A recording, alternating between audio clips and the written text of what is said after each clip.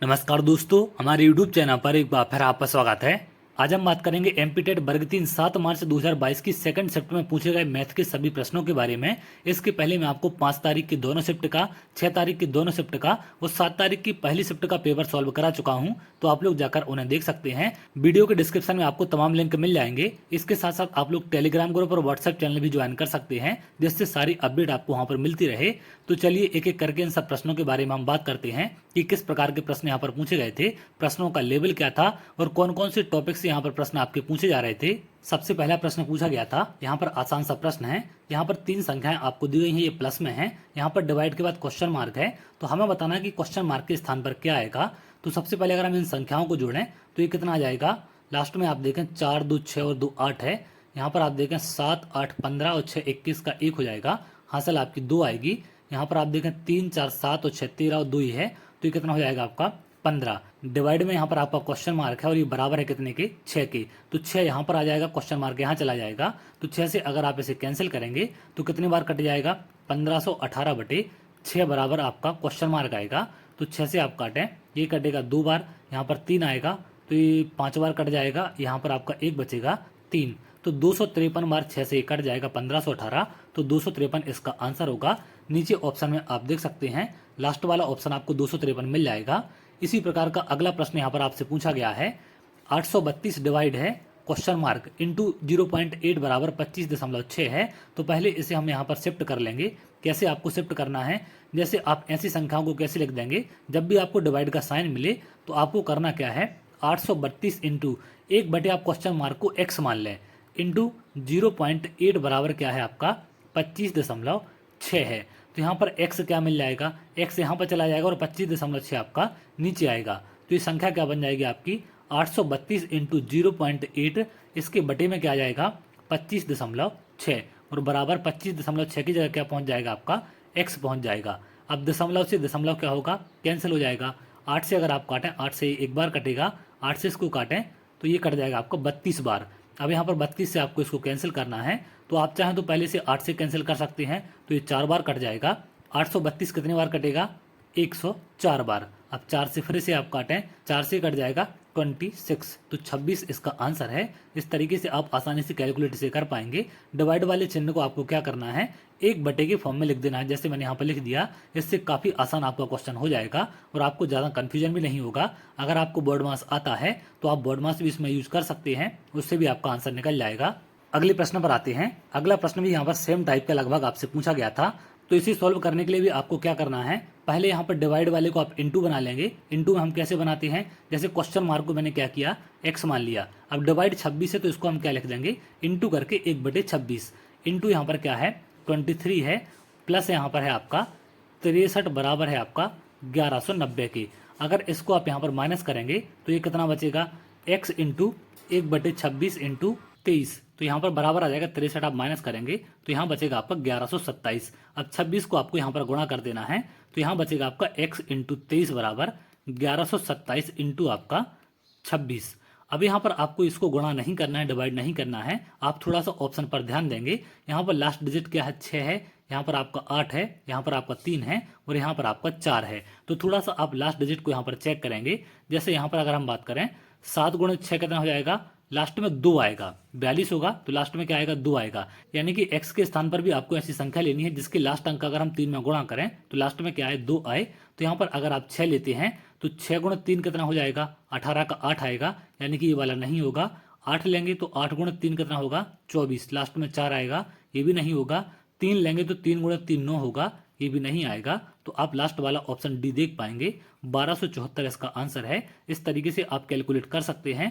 थोड़ा सा आपको यहाँ पर दिमाग लगाना पड़ेगा। अगर आप नॉर्मल कैलकुलेट करेंगे तो इससे काफ़ी ज़्यादा समय आपका खराब हो जाएगा। तो थोड़ी सी ऑप्शन पर नज़र आपको बनाकर रखनी है, इससे काफ़ी आसान आपके क्वेश्चन हो जाते हैं और काफ़ी कम समय में आप इसे कैलकुलेट कर पाते हैं। चलिए अगले प्रश्न पर आते हैं। अगला प्रश्न यहाँ पर हमसे क्या पूछा गया है, 6 वर्ष पहले कमल और सुरेश की आयु का अनुपात दिया गया है। यदि 4 वर्ष बाद उनकी आयु का अनुपात इतना हो जाता है तो वर्तमान में सुरेश की आयु क्या है।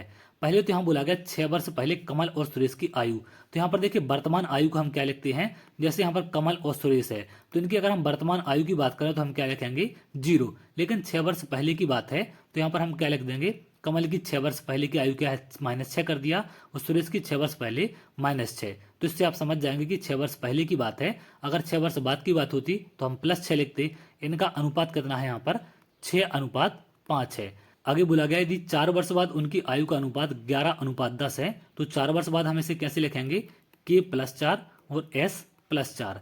इनका अनुपात कितना है यहाँ पर, 11:10 है। अब एक चीज आपको यहाँ पर ध्यान रखनी है कि के और एस जो कमल और सुरेश हैं, इनकी आयु का जो अंतर 6 वर्ष पहले था वही वर्तमान में होगा और वही 4 वर्ष बाद, क्योंकि इनकी आयु दोनों की एक साथ बढ़ेगी तो इनका अंतर हमेशा समान होता है। तो यहाँ पर अगर आप देखें इनकी आयु का अंतर कितना है, 1 है। यहाँ पर आयु का अंतर देखें 1 है। अगर अंतर समान है तो आपको चेंज नहीं करना है, लेकिन मान लीजिए कि अगर यहाँ पर अंतर कैसा होता, ऊपर 2 का होता नीचे 3 का होता, तो 3 का गुणा हम ऊपर दोनों अनुपात में कर देते और 2 का गुणा नीचे दोनों अनुपात में, तो इससे सारी चीजें क्या हो जाती, आपकी बैलेंस हो जाती। अब यहाँ पर आपको क्या देखना है कि आप यहाँ से यहाँ तक आने में कितने वर्ष आगे चल रहे हैं, तो -6 से +4 तक आना है। यानी कि आप पहले तो वर्तमान तक आएंगे तो 6 साल यहाँ चलेंगे और 4 साल आप यहाँ चलेंगे, तो कुल कितना साल आगे बढ़ रहे हैं आप, 10 साल। लेकिन यहाँ पर अगर आप देखें तो कितने साल आगे बढ़ रहे हैं, 10 से 5, यानी कि मात्र 5। तो 5 की वैल्यू कितने के बराबर है, आपके 10 साल की। तो 5 की वैल्यू बराबर है आपकी 10 वर्ष की, तो 1 बराबर कितने के हो जाएगा, 2 वर्ष के। अगर 1 2 वर्ष के बराबर है तो हमें क्या बताना है यहाँ पर, वर्तमान में सुरेश की आयु। तो पहले तो हमें या तो इनकी 4 साल बाद की आयु निकाल लें या फिर 6 साल पहले की। तो 1 की वैल्यू कितनी आ गई, 2 वर्ष आ गई। तो सुरेश की अगर हम 4 साल बाद की आयु देखें तो 10 की वैल्यू क्या हो जाएगी यहाँ पर, 20 वर्ष। ये कब की आयु है, 4 साल बाद की। 4 साल बाद अगर ये 20 साल का है तो वर्तमान में क्या हो जाएगा, सुरेश की वर्तमान आयु निकालें तो 20 हम माइनस कर देंगे 4, तो ये कितना आ जाएगा, 16 वर्ष। इस तरीके से आप इसे निकाल सकते हैं। पहला वाला ऑप्शन इसका आंसर होगा।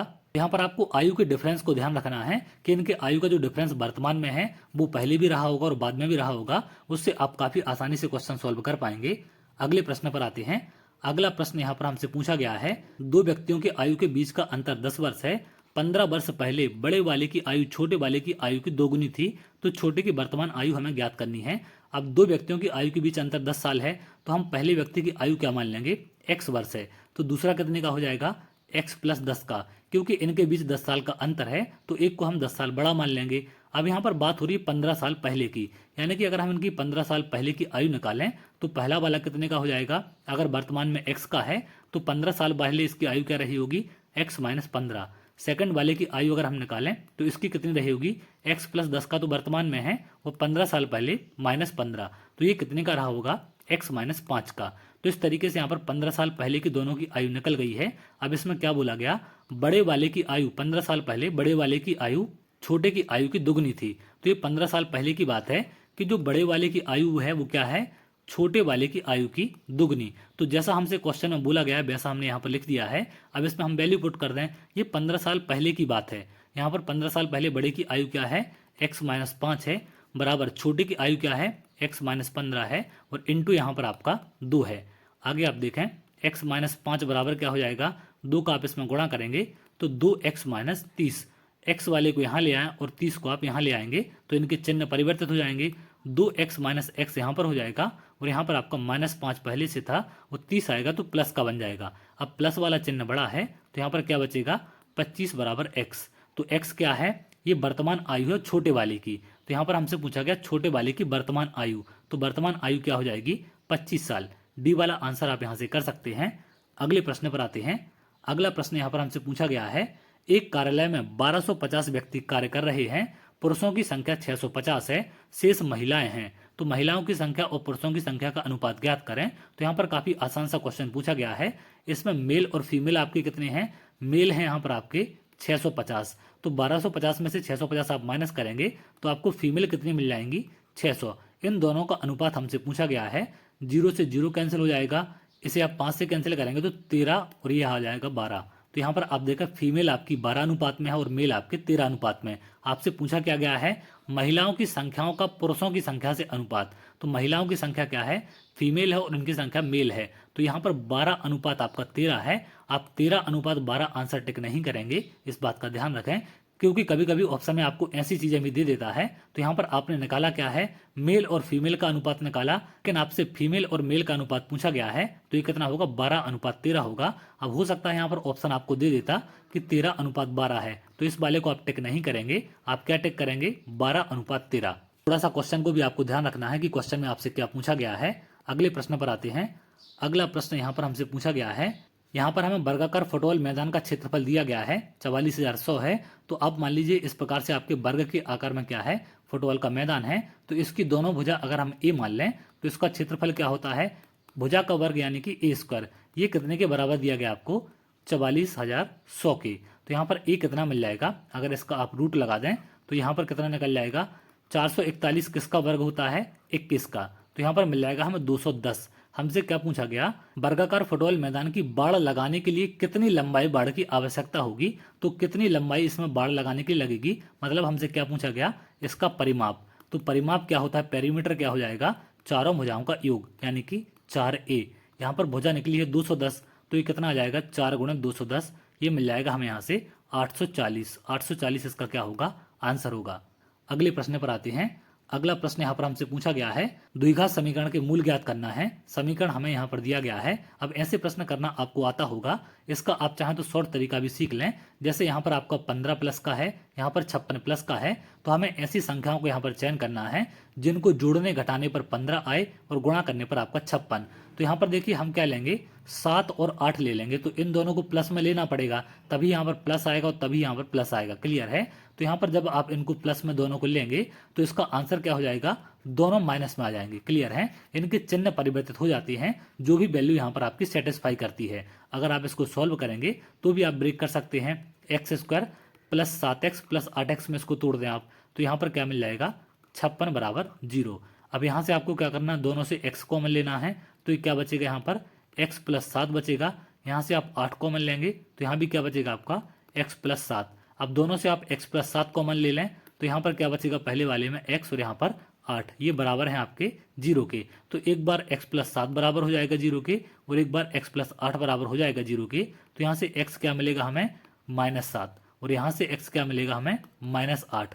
तो -7 और -8 इसका क्या हो जाएगा, आंसर होगा। इस तरीके से आप निकाल सकते हैं, या फिर जो भी यहाँ पर आपकी वैल्यू सेटिस्फाई करे उसकी आप सिर्फ चिन्ह बदल दें तो आपको क्या मिल जाएगा, आंसर मिल जाएगा। अगले प्रश्न पर आते हैं। अगला प्रश्न हमसे यहाँ पर पूछा गया है, वर्गमूल बताना है, वर्गमूल क्या होगा। यहाँ पर दशमलव में संख्या आपको दी गई है 14.44 का, हमें क्या बताना, वर्गमूल क्या होगा। तो पहले तो हम इसे क्या करेंगे, 1444/100 लिख देंगे, इसको हम रूट लगाएंगे। 1444 किसका वर्ग होता है, अगर आपको नहीं पता है तो आप निकाल सकते हैं, ये आपका 38 का वर्ग है। 100 किसका वर्ग होता है, 10 का, तो यहाँ से बाहर क्या आएगा, 38 आएगा, और यहाँ से क्या आएगा, 10 बाहर आएगा। तो इसको हम क्या लिख सकते हैं, 38/10 को 3.8, डी वाला आपका आंसर होगा।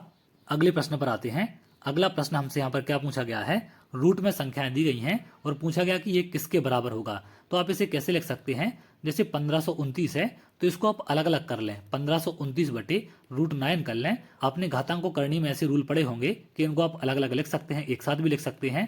तो इसको क्या लिखेंगे हम, √9 यहाँ पर रूट आपका 36 है। अब यहाँ से √9 से √9 आपका क्या होगा, कैंसिल हो जाएगा।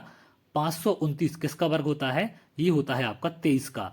यहाँ पर 36 किसका वर्ग होता है, 6 का। तो 23/36 क्या हो जाएगा, हमारा आंसर होगा। अगले प्रश्न पर आते हैं।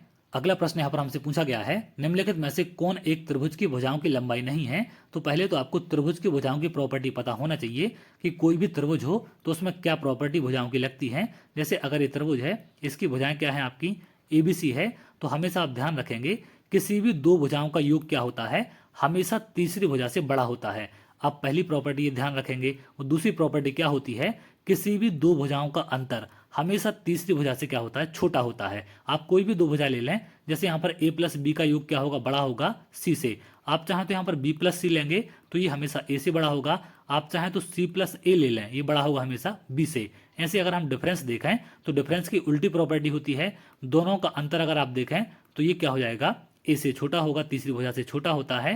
तो यहाँ पर आपको ये दोनों प्रॉपर्टी ध्यान रखनी है। जैसे अगर हम बात करें ए माइनस सी की, तो इससे क्या होगा, ये बी से छोटा होगा। इस तरीके से हमें यहाँ पर क्या करना है, प्रॉपर्टी ध्यान रखनी है, तभी हम यहाँ इसको निकाल पाएंगे। अगर ये दोनों प्रॉपर्टी आपको पता है तो आप इसमें अप्लाई कर सकते हैं। जैसे अगर हम पहली दो भुजा देखें, हमसे क्या बोला गया है, कौन सी लंबाई नहीं है, तो यहाँ पर हमें बताना कौन सी नहीं है। तो अगर हम पहली दो भुजा इनको क्या मान लें, ए बी सी मान लें, तो यहाँ पर आप देखेंगे दो भुजाओं का योग क्या है, आपकी तीसरी भुजा से बिल्कुल बड़ा है, तो ये वाली भुजा आपकी सेटिस्फाई करेगी। अगला आप चेक करें 2 3 4, तो 2 + 3 को आप देखें ये बड़ा होगा आपका 4 से, बिल्कुल ये वाली कंडीशन आपकी सेटिस्फाई कर रही है यहाँ पर। तो ये वाली भुजा भी सही है आपकी।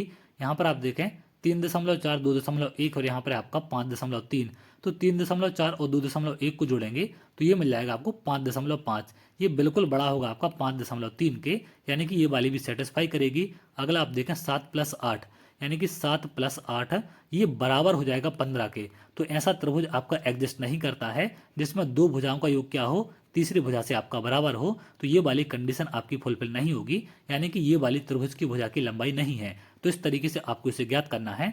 त्रिभुज की प्रॉपर्टी आपको पता होना चाहिए, तभी आप इसे निकाल सकते हैं। अगर आपको नहीं पता है तो इनको आप नोट कर सकते हैं। यहाँ पर इनका क्या है, योग है, और यहाँ पर इनका अंतर है। अंतर और योग में किस प्रकार का डिफरेंस होता है प्रॉपर्टी में, इसको आप ध्यान रखेंगे। अगले प्रश्न पर आते हैं।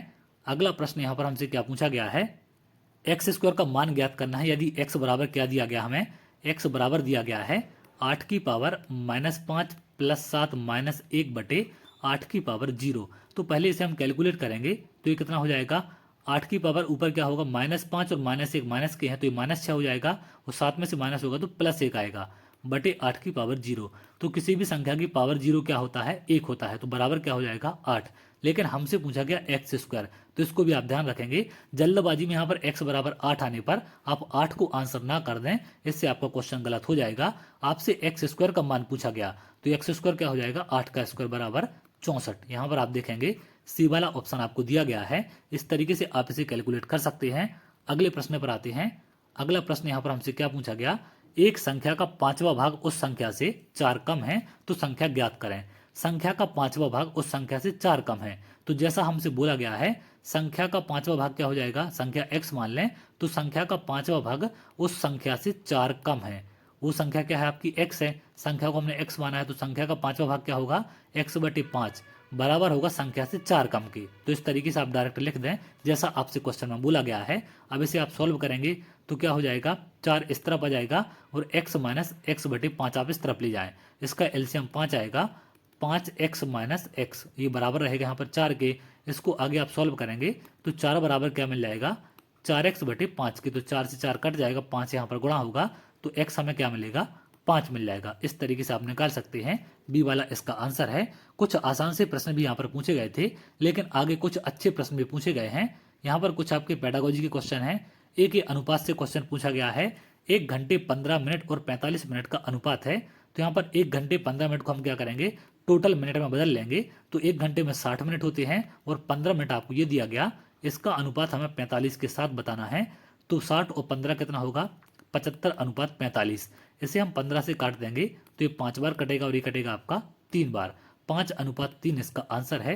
अगले प्रश्न पर आते हैं।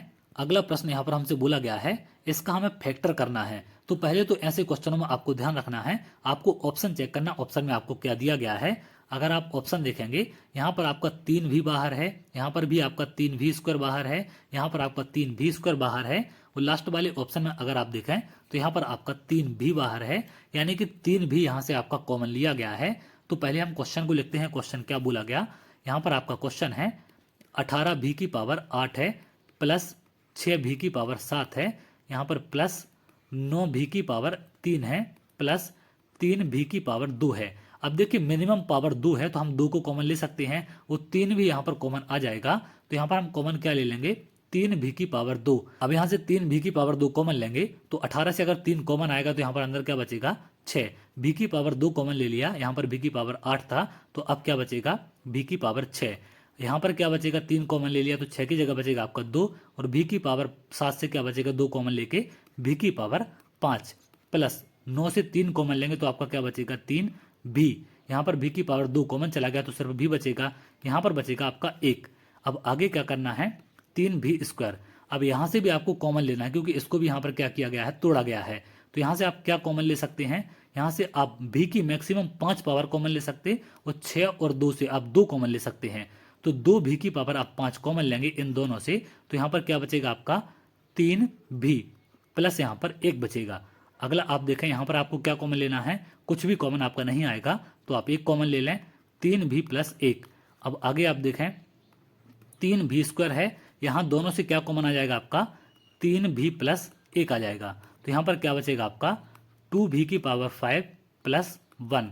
ऑप्शन में आप देख पाएंगे, इसे अगर हम बाहर निकाल लें तो 3 भी स्क्वायर, ये 2 भी की पावर 5 बाहर लिया गया है, पहले लिया गया है, तो इसको हम पहले लिख लेते हैं। 2 भी की पावर 5 प्लस 1, यहाँ पर क्या है आपका 3 भी प्लस 1। तो यहाँ पर आप ऑप्शन नंबर सेकंड देख पाएंगे, 3 भी स्क्वायर है, यहाँ पर 2 भी की पावर 5 प्लस 1 है, यहाँ पर 3 भी प्लस 1 है। तो ये चीज़ हमारी क्या होगी, यहाँ से बाहर निकल कर आ जाएगी, यानी कि इस बहुपद का यही क्या है आपका गुणनखंड होगा। तो इस तरीके से इसका आंसर आप निकाल सकते हैं। अगले प्रश्न पर आते हैं। अगला प्रश्न यहाँ पर हमें दिया गया है, आप पेडागोजी का क्वेश्चन है, इसे आप देख लें। मैं सिर्फ यहाँ पर आपको न्यूमेरिकल सॉल्व करा रहा हूँ। थोड़ा सा और नीचे आए तो यहाँ पर और क्वेश्चन आपको पेडागोजी से पूछे गए हैं। कम से कम 7 से 8 क्वेश्चन आपके पेडागोजी से पूछे जा रहे हैं, और 20 से 22 क्वेश्चन आपके कैलकुलेशन वाले हैं। तो इनको आप ध्यान रखेंगे, सिर्फ आपको कैलकुलेशन वाले क्वेश्चन नहीं पढ़ना है, थोड़ा बहुत आप पेडागोजी देख कर जाएंगे, क्योंकि 7 से 8 क्वेश्चन उससे आपके पूछे जा रहे हैं। अगला प्रश्न यहाँ पर आपका टाइम एंड वर्क से पूछा गया है। ए और बी 28 दिन में किसी काम को पूरा कर सकते हैं तथा सी की मदद से वे 21 दिन में पूरा कर सकते हैं, तो कार्य को सी पूरा करने में कितना समय लेगा। तो यहाँ पर ए और बी को हम क्या मान लें कि ए और बी ने कितने में किया है, 28 दिन में। ए बी सी की अगर हम बात करें, क्योंकि जब सी 7 काम करता है तो हमें तीनों को मानना पड़ेगा। सी की मदद से 21 दिन में कर पा रहे हैं, यानी कि ए और बी तो काम कर ही रहे हैं, सी और इनकी मदद करेगा, तो तीनों कितने में कर पा रहे, 21 दिन में। अब इनका आप एलसीएम लेंगे, तो यहाँ से अगर आप देखें दोनों से 7 कॉमन है, तो 7 कॉमन आ जाएगा। तो 7 अगर 28 से कॉमन आ गया तो क्या बचा, यहाँ पर आपका 4 बचेगा।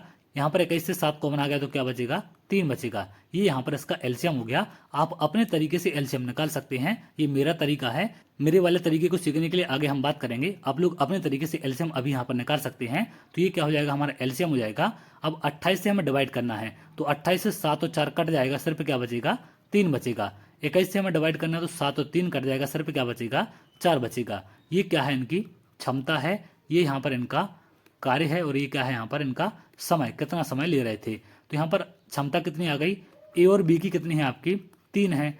ए बी की 3 है, और ए बी सी की कितनी क्षमता है यहाँ पर, ए बी सी की आपकी 4 है। तो ए बी की 3 है और ए बी सी की 4 है, तो ए बी की 3 अगर हम माइनस करेंगे तो हमें सी की क्षमता क्या मिल जाएगी, 1 है। काम कितना है, 7 गुणे 4 गुणे 3। तो सी को समय क्या लगेगा, समय बराबर क्या होता है, कार्य बटे क्षमता। कार्य कितना करना है, यहाँ पर कार्य है टोटल 7 गुणे 4 गुणे 3, और क्षमता कितनी है सी की, 1 है। तो 7 गुणे 4 गुणे 3 कितना हो जाएगा आपका, 4 गुणे 3 12 होगा, 12 गुणे 7 84। 84 बी वाला आंसर आप टेक कर सकते हैं। तो इस तरीके से ऐसे प्रश्न आप सॉल्व कर सकते हैं। कुछ प्रश्न यहाँ पर आपके ठीक ठाक पूछे गए थे, लेकिन बड़ी संख्या में प्रश्न आपके आसान हैं, तो आप लोग थोड़े अच्छे लेवल की तैयारी करेंगे, क्योंकि आगे चल के जो आपका 2024 का एग्जाम होने वाला है, इसमें थोड़ा सा एग्जाम का लेवल बढ़ाया जाएगा। तो उसके हिसाब से आप लोग तैयारी करें। धीरे धीरे करके मैं आपके सारे पेपर सॉल्व करा दूंगा, तो आप लोग चैनल के साथ जुड़ सकते हैं। इसके साथ साथ आप लोग टेलीग्राम ग्रुप और व्हाट्सएप चैनल भी ज्वाइन कर सकते हैं, वहां पर आपको सारी अपडेट मिलती रहती है। तो चलिए मिलते हैं अगले वीडियो में, तब तक के लिए बहुत बहुत धन्यवाद।